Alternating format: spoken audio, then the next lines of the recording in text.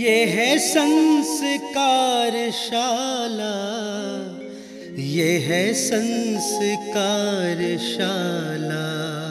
इस कार्यक्रम के पुण्यार्चक हैं नेमचंद जैन, सौरभ जैन एवं समस्त परिवार, नई दिल्ली। श्रीमती स्नेहलता शाह, डॉक्टर सुहास, डॉक्टर मोनिका शाह, कुमारी राधिका शाह एवं पुष्पा देवी जैन, धर्मपत्नी पुष्प कुमार जैन, विकास जैन, जया जैन, ऋषभ जैन, प्रियांशी जैन, इम्फाल, मणिपुर एवं जबलपुर से गुप्तदान। जय जिनेन्द्र। नमो अरिहन्ताणं, नमो सिद्धाणं, नमो आयर्याणं, नमो उवज्जायाणं, नमो लोये सौवसाहूणं। पंच परमेष्ठी भगवान की जय हो। संस्कारशाला में कल हमने श्रावक के 6 आवश्यकों की चर्चा की थी। संक्षिप्त में पहले हमने 6 नाम जाने थे, उसमें से कल की कक्षा में हमने 3 ही आवश्यकों के बारे में बात कर पाए थे। आज की इस कक्षा में जो शेष 3 बचे हुए हैं उनके बारे में हम चर्चा करेंगे। वे कौन कौन से हैं? आज की कक्षा की चर्चा के योग्य जो विषय हैं वे हैं संयम, तप और दान। कल हमने 3 के बारे में समझा था। वे कौन कौन से थे? देव जो हैं उनकी पूजन करना, जो गुरु हैं उनकी उपासना वैयावृत्ति करना, और तीसरा जो कर्तव्य है वो क्या है? स्वाध्याय करना। हम सभी संस्कारशाला इस कार्यक्रम के माध्यम से घर बैठे स्वाध्याय कर रहे हैं। इसको सुनकर के, समझ करके हमें प्रतिदिन स्वाध्याय अपने अनुसार भी करना चाहिए, जिससे हमारे ज्ञान में और वृद्धि हो। 6 डाला में एक बहुत सुंदर सी पंक्ति आती है, ज्ञान समान न आन जगत में सुख को कारण। इस बात को अपने जीवन में ग्रहण करने के लिए हम प्रतिदिन इन आवश्यकों का पालन करें। आइए आज की इस कक्षा में हम प्रारंभ करते हैं जो 4थे नंबर का आवश्यक है, जिसका नाम है संयम का पालन करना। संयम किसे कहते हैं? आचार्यों ने शास्त्रों में लिखा, इंद्रिय संयम और प्राणी संयम। अपने 5 इंद्रियों को और मन को अपने वश में रखना। और जो षटकाय की जीव कहे गए हैं, हमने एक बार जब इंद्रियों के बारे में चर्चा की थी, वहाँ पर हमने एकेंद्रिय जीव जो 5 तरह के होते हैं, पृथ्वी कायिक, जल कायिक, अग्नि कायिक, वायु कायिक और वनस्पति कायिक, ये 5 प्रकार के स्थावर जीव हो गए। और एक होते हैं त्रस कायिक, 2 इंद्रिय, 3 इंद्रिय, 4 इंद्रिय और पंचेंद्रिय। तो इन षटकाय के जीवों की रक्षा करना, इन जीवों की विराधना नहीं करना, इनकी हिंसा नहीं करना और अपने इंद्रियों को और मन को वश में रखना, इसका नाम है संयम। संयम शब्द स्वयं हमें बता रहा है संयमित होना, अर्थात वश में करना, कंट्रोल में रहना, स्वच्छंद प्रवृत्ति नहीं होना, व्यर्थ में नहीं भटकना। यदि इस तरह की प्रवृत्ति को हम रोकेंगे तो संयमित जीवन जिएंगे तो हमारे जीवन में संयम आएगा। भैया जी, अभी तक हमने नियम और यम तो सुने थे, ये संयम क्या होता है? संयम में हमने समझा संयम सम्यक रूपेण यम पालनम इति संयमम, अर्थात अच्छी प्रकार से यम और नियम का पालन करना ही संयम कहलाता है। यम के अंतर्गत जीवन पर्यंत की मर्यादा ली जाती है। हम किसी भी वस्तु का त्याग करते हैं या कोई अच्छी वस्तु को ग्रहण करते हैं, कोई संकल्प लेते हैं, व्रत लेते हैं, तो जो आजीवन लिया जाता है वह कहलाता है यम। जो कुछ समय के लिए, घड़ी, घंटा, दिन, महीना, वर्ष, इसके लिए जो लिया जाता है वह कहलाता है नियम। इनके साथ में जो पालन किया जाता है, व्रतों का पालन करना, जीव हिंसा का ध्यान रखना, अपने मन को वश में करना, ये कहलाता है संयम। इसलिए यम, नियम, संयम हमें तीनों को समझना चाहिए। भैया जी, अभी आपने बताया था कि 5 इंद्रियों मन को वश में करें, तो ये कैसे करें? वश में करने का तात्पर्य है इनको जीतना। हम चर्चा करते हैं 5 इंद्रियों की। 5 इंद्रियों में सबसे पहली इंद्रिय है स्पर्शन इंद्रिय। अब जैसे हमें सर्दी लग रही है तो हमारी स्पर्शन इंद्रिय कहेगी हमें थोड़ा सा गर्म वातावरण दो, हीटर दो। गर्मी लग रही है तो स्पर्शन इंद्रिय मांग करेगी कि मेरे लिए एसी लाओ, कूलर लगाओ। तो यदि हम इन इंद्रियों के वशीभूत हो जाएंगे तो फिर हम अपने आत्म स्वरूप को नहीं पहचान पाएंगे। एक सामान्य से कथन मिलता है कि जो 5 इंद्रियां हैं ये हमारी दास हैं, हमारी नौकर हैं। यदि इनके कहे अनुसार हम चलेंगे तो फिर तो हम इनके दास हो गए, हम नौकर हो गए। स्वामी कौन है? हम स्वयं, हम आत्मा स्वामी हैं। 5 इंद्रियां हमारी नौकर है, हम जैसा चाहें वैसा हम इंद्रियों को चलाएं। यदि हम ऐसा करेंगे तो इंद्रियों के कारण से, इंद्रियों के वशीभूत नहीं होंगे, उससे हम पाप से बचेंगे। और यदि हम इंद्रियां जैसी मांगती जा रही है वैसा वैसा हम देते जाएंगे तो फिर तो हम पाप रूप प्रवृत्ति करेंगे। आज इंद्रिय ने मांगा गर्मी लग रही है कूलर दो, कल इंद्रिय कहेगी नहीं कूलर से भी काम नहीं चल रहा, अब तो एसी लगाओ, अब इसमें भी काम नहीं चल रहा और इससे हाई टेक्नोलॉजी का कुछ यंत्र ला के दो। तो इस तरह यदि इंद्रियों के वशीभूत होंगे तब तो हमारा जीवन नहीं चल पाएगा। हम इंद्रियों को अपने वश में करें। आचार्य श्री को देखो, वो तो बिना नमक का रूखा सूखा आहार लेते हैं, फिर भी प्रसन्न रहते हैं, फिर भी खुश रहते हैं। और हमारे भोजन में थोड़ा सा भी नमक कम होता है हम दुखी हो जाते हैं। हम ऐसा क्यों करें? हम रसना इंद्रिय के वशीभूत क्यों हो रहे हैं? हम स्वामी हैं, हम अपने वश में रसना इंद्रिय को करें, जैसा हम चाहे वैसा हम भोजन कराएं उसको। घ्राण इंद्रिय भी इसी तरह है। घ्राण इंद्रिय तो चाहती है मैं तो हमेशा अच्छा अच्छा सूंघूं, लेकिन ज़रूरी नहीं है कि हमेशा हमको अच्छा ही मिले। कभी दुर्गंध भी मिलती है, कभी सुगंध भी मिलती है, उसमें हमें राग द्वेष नहीं करना चाहिए। इसी तरह चक्षु इंद्रिय, चक्षु इंद्रिय के तो भगवान ही मालिक हैं।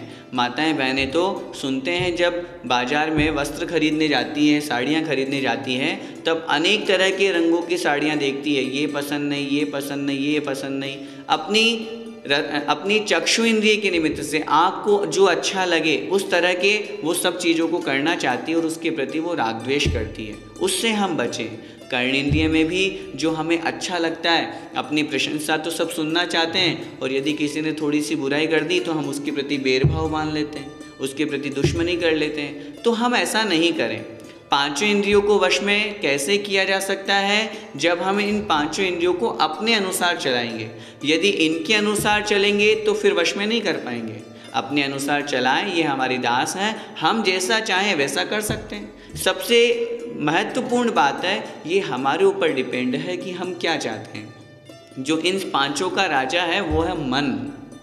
यदि मन को हमने वश में कर लिया तो 5 इंद्रिय अपने आप वश में हो जाएगी। 5 इंद्रिय रूपी घोड़े पर लगाम यदि कोई लगा सकता है तो वो है मन। मन ने विचार किया मुझे ऐसा करना है, तुरंत अंदर से आवाज़ आई नहीं जो तुम सोच रहे हो वो गलत है, तो अपने आप आत्मा ने उस मन के ऊपर कंट्रोल कर लिया, उसको जकड़ लिया, नहीं तुम गलत रास्ते पर जा रहे हो, तुम उधर मत जाओ। तो मन यदि हमारा अच्छा है, मन में गलत भाव नहीं है, मन में विकार भाव नहीं है, तो 5 इंद्रिय भी हमारे वश में हो सकती है। इसलिए जो इंद्रिय संयम कहा गया है, हम सभी को ऐसा प्रयास करना चाहिए कि हम जो अभक्ष्य हैं उनसे बचें, 5 इंद्रियों को और मन को वश में करें, ताकि हम इंद्रिय संयम का पालन कर सकें। भैया जी, प्राणी संयम से क्या समझना चाहिए? प्राणी संयम से तात्पर्य है जो प्राणी हैं उनकी रक्षा करना। जो षटकायिक जीव है, पृथ्वी कायिक, जल कायिक, अग्नि कायिक, वायु कायिक, वनस्पति कायिक और साथ में त्रस कायिक, इनकी हिंसा नहीं करना। मानते हैं हम घर गृहस्थी में रहते हैं, हमें रहने के लिए मकान बनाना है तो ज़मीन खोदना पड़ता है, स्नान करना पड़ता है तो जल का प्रयोग करना ही पड़ता है, भोजन आदि बनाना है तो अग्नि जलानी ही पड़ती है। सारी चीज़ें हैं, लेकिन फिर भी हम कोशिश करें जितना हो सके बच सकें। हम जल से प्रतिदिन स्नान करते हैं, लेकिन जब स्नान करने जाते हैं तो शॉवर के नीचे कितनी बाल्टियाँ, कितना पानी व्यर्थ में चला जाता है। वो अनछना पानी है, कितनी जीव हिंसा हो रही है, कितने त्रस्त जीवों का मरण हो रहा है वहाँ पर। हम अग्नि जलाते हैं, माताएं बहनें भोजन बनाती है, भोजन जब बनाती है तवा गरम होता है, भगोनी गरम होती है, उनको उठा करके उन्होंने वहाँ रख दिया। वहाँ वो देखे भी नहीं कि वहाँ कितने जीव थे, वहाँ एक भी चींटी है तो उस गर्म तवे की गर्माहट से उस चींटी का मरण हो जाता है। तो वहाँ जीव हिंसा होती है। मैं गृहस्थी के सब कार्य करने के लिए कह रहा हूँ, किसी कार्य की मनाही नहीं कर रहा, लेकिन उन सब में हम विवेक रखें, कहीं जीव हिंसा तो नहीं हो रही है। इस प्रकार षटकाय के जो जीव हैं इनकी हिंसा से हम बचेंगे तो ये कहलाएगा प्राणी संयम। भैया जी, अब जो 5वां आवश्यक है तप, उसका स्वरूप समझाइए। तप का अर्थ होता है तपना। तपना किसे कहते हैं? इच्छा निरोध तप है, अपनी इच्छाओं को रोकना। जैसे अभी हमने संयम में समझा ना, मन तो ऐसा चंचल है जो इधर उधर भागता रहता है। इच्छाएं इसी तरह आकाश के समान असीमित हैं, इच्छाओं को कहा है एक इच्छा पूरी होती है कि दूसरी इच्छा फिर से जागृत हो जाती है, फिर तीसरी इच्छा। इसलिए उन इच्छाओं को कंट्रोल करना, उन इच्छाओं को रोकना, उसी का नाम है तप। जैसे हमारे मन में विचार आया कि हमें आज इतना सारा भोजन करना है, हमें आज ये ग्रहण करना है, ये ग्रहण करना है, और उस इच्छा को हमने रोक दिया और हमने उस दिन का उपवास कर लिया, तो उपवास एक तप हो गया। जैसे हमारे मन में विचार आया कि हमें पूरा भर के पेट भोजन ग्रहण करना है, हमारी फेवरेट डिश है सामने, तो हम क्यों नहीं खाएंगे, लेकिन हमने उस फेवरेट डिश के होने के बावजूद भी बहुत थोड़ा सा लिया और पानी पी के उठ गए। ये कहलाया ऊनोदर, अर्थात भूख से कम खाया। ऐसा करने से हमें अपनी शक्ति का भान होता है, हम पहचान पाते हैं कि हाँ, हम किस तरह से हम शरीर के कारण से जी रहे हैं अथवा आत्मा के लिए जी रहे हैं। दो तरह के व्यक्ति संसार में होते हैं, कुछ खाने के लिए जीते हैं, कुछ जीने के लिए खाते हैं। हमारा नंबर किस में है? यदि हम खाने के लिए जी रहे हैं फिर तो हमारा जीवन जीना ही व्यर्थ है, वो तो पशु भी जी रहा है। और यदि हम मात्र एक जीवन चलाने के लिए हमें खाने की आवश्यकता है, क्योंकि खाने के बिना, अन्न के बिना, भोजन पाने के बिना हमारा जीवन नहीं चल सकता, और जब जीवन नहीं चलेगा तो शरीर कैसे चलेगा, और फिर जब जीवन और शरीर नहीं चलेगा तो हम धर्म कैसे कर पाएंगे। इसलिए एक मजबूरी होने के कारण से हमें खाना पड़ रहा है, ऐसा मान करके जो खाएगा वह व्यक्ति तप करेगा। तो इस प्रकार अंतरंग और बहिरंग तप कहे गए हैं। उन तपों को तपना, अपनी इच्छाओं को रोकना, ये कहलाता है तप आवश्यक। भैया जी, अभी आपने कहा था अंतरंग और बहिरंग तप, तो ये अंतरंग और बहिरंग तप कौन कौन से होते हैं? आचार्यों ने शास्त्रों में 6 प्रकार के अंतरंग तप और 6 प्रकार के बहिरंग तपों की चर्चा की है। 6 प्रकार के बहिरंग तप कौन कौन से? अनशन अर्थात उपवास करना, ऊनोदर अर्थात भूख से कम खाना, वृत्ति परिसंख्यान अर्थात भोजन करते समय या भोजन से पूर्व किसी प्रकार की कोई विधि ले लेना, जिसके निमित्त से वह मिलेगी तो भोजन करेंगे, नहीं तो नहीं। रस परित्याग, जो घी, दूध, मीठा आदि है, जो रस कहे गए हैं, उन रसों का त्याग करके फिर भोजन ग्रहण करना, ये कहलाता है रस परित्याग। विविक्त शय्यासन, एक एकांत में किसी एक आसन से बैठना अथवा शयन करना। और अंतिम है काय क्लेश, अर्थात अपने शरीर को कष्ट देना, अर्थात कायोत्सर्ग आदि की मुद्रा में, ध्यान मुद्रा में खड़े रहना, ये कहलाता है काय क्लेश। ये 6 प्रकार के तप बाहर से दिखते हैं, इसलिए इनको बहिरंग तप कहा। विनय को धारण करें, विनम्रता से युक्त रहें, स्वाध्याय करें, स्वाध्याय के साथ में प्रायश्चित, विनय, वैयावृत्य तप को भी हम ग्रहण करें। जो साधु हैं उनकी हम सेवा करें, उनकी सेवा शुश्रूषा करें, उनकी उपासना करें, स्वाध्याय करें। व्युत्सर्ग का मतलब होता है शरीर से ममत्व का त्याग करना। उसको करके जो ध्यान कहे गए हैं, आर्त, रौद्र, धर्म और शुक्ल, इनमें से आर्त रौद्र तो संसार के कारण हैं, धर्म ध्यान और शुक्ल ध्यान मोक्ष के कारण हैं। तो उस तरह से वर्तमान में शुक्ल ध्यान तो नहीं, लेकिन धर्म ध्यान करके भगवान जिनेंद्र देव का ध्यान, पंच परमेष्टि का ध्यान, ओंकार का ध्यान, माला जाप, इन सब को करके हम ध्यान करें। ऐसा करने से अंतरंग तपों को हम ग्रहण करने वाले कहलाते हैं। भैया जी, तप करना तो बहुत कष्टदायक होता है, फिर हम तप क्यों करें?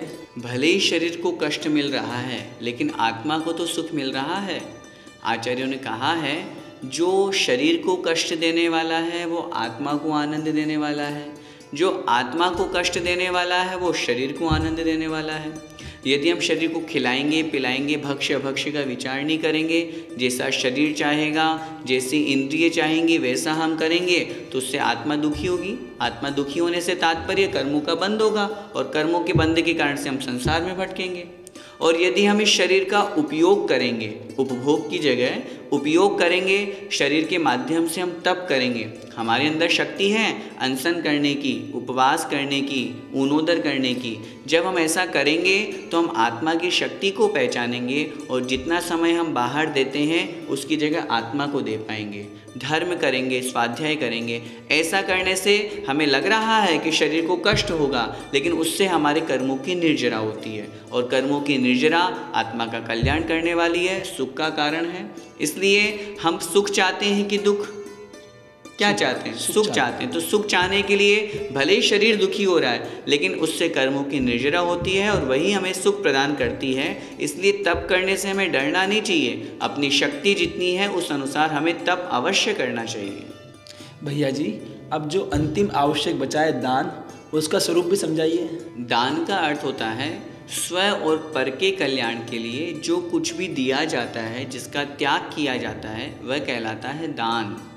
हमारे यहाँ पर जो हमने पहले एक पाठ पढ़ा था ना, चतुर्विध संघ का, मुनि, आरिका, श्रावक, श्राविका, इनको जो योग्य इनकी सामग्री है वो इनको प्रदान करना, इनको देना, इनको आहार कराना। 4 प्रकार का दान हमारे यहाँ पर कहा गया है।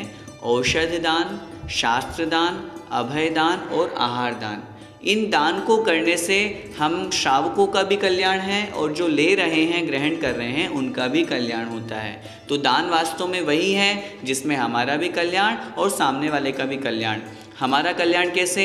हमसे जब वो वस्तु दूर होगी तो ममत्व छूटेगा, राग भाव छूटेगा, उस निमित्त से हमें पुण्य की प्राप्ति होगी। हमने जो आहार कराया मुनि महाराज को, वह आहार उनके शरीर में पहुंचा, उसके निमित्त से वो ध्यान कर रहे हैं, सामायिक कर रहे हैं, स्वाध्याय कर रहे हैं। आचार्य श्री ने एक बार अपने प्रवचनों में कहा था, हमारे द्वारा जो तीर्थंकर भगवंतों को मुनि अवस्था में दूध का या जो भी आहार दिया, वो उनके शरीर में पहुंच करके, उनकी रगों में पहुंच करके शुक्ल ध्यान का कारण बनता है और उसके निमित्त से वो साधना करते हैं और मोक्ष को प्राप्त करते हैं। तो हम वर्तमान में हम जो आचार्य श्री को या मुनि महाराजों को आहार देते हैं तो उनकी साधना में निमित्त बना, तो कितना बड़ा पुण्य की प्राप्ति हम लोगों को होती है। तो इसलिए आहार दान, इसके अलावा कोई मुनि महाराज हैं, उनको यदि कोई रोग है तो उनको औषधि प्रदान करना, ये औषधि दान है। मुनि आरिका, श्रावक, श्राविकाओं के लिए रहने के लिए स्थान बनवाना, संतशालाएँ बनवाना, ये भी अभय दान के अंतर्गत आता है। और जो ज्ञान दान है, जैसे अभी संस्कारशाला के माध्यम से हम और आप दे ही रहे हैं, मुनि महाराज भी देते हैं। घर घर पाठशालाएँ खुलवाना, संस्कार शिविर लगवाना, ये सब ज्ञान दान के अंतर्गत आते हैं। हम श्रावकों का कर्तव्य है कि हम इन 6 आवश्यकों का पालन करें। यदि हम इनका पालन करेंगे तो हम श्रावक कहलाएंगे। दान और पूजा ये तो 2 मुख्य कर्तव्य है ही सही, इनका पालन तो करने का संकल्प ही लेना है। उसके साथ साथ जो हमने कल की कक्षा में भी समझा और आज की कक्षा में भी समझा, देव पूजा, गुरु उपासना, स्वाध्याय, संयम, तप और दान, हमारी जितनी शक्ति है उस अनुसार हम तप करें, उस अनुसार हम दान दें। यदि हम ऐसा करेंगे तो निश्चित रूप से हम पाप से बचेंगे, पुण्य को प्राप्त करेंगे, धर्म हमारे जीवन में आएगा, जिससे हम सभी सुखी होंगे। जय जिनेंद्र। इस कार्यक्रम के पुण्यार्चक थे नेमचंद जैन, सौरभ जैन एवं समस्त परिवार, नई दिल्ली, श्रीमती स्नेहलता शाह, डॉक्टर सुहास, डॉक्टर मोनिका शाह, कुमारी राधिका शाह एवं पुष्पा देवी जैन, धर्मपत्नी पुष्प कुमार जैन, विकास जैन, जया जैन, ऋषभ जैन, प्रियांशी जैन, इम्फाल, मणिपुर एवं जबलपुर से गुप्त दान। ये है संस्कारशाला, ये है संस्कारशाला।